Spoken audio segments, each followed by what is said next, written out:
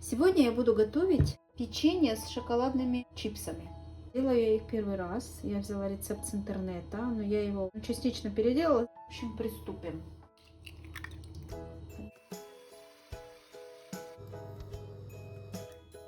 Мука из полбы или спельты, органическая белая. Один такой вот стаканчик с Икеи, 150 грамм. Ванильный сахар, разрыхлитель, коричневый сахар. 70 грамм у меня здесь.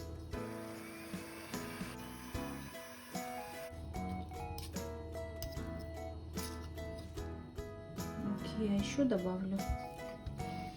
Хорошо размешаю это все. Всего получилось муки 170 грамм.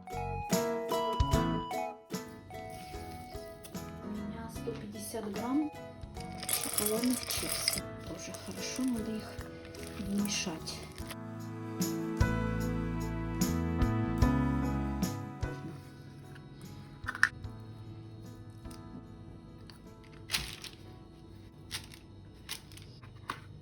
Теперь раздавлю. Теперь отправляю их в духовку на 180-190 градусов. В общей сложности печенья у меня выпекались 20 минут. Если у кого большой противень, то они не будут слипаться. Я их разделяю сейчас. Подожду, пока они остынут. Получилось у меня 500 грамм ровно. Одна печенька у меня получилась вот это 50 грамм. Там есть какие-то больше, какие-то меньше.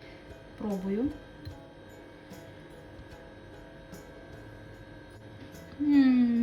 Как вкусно. Прям сейчас чайку себе сделаю.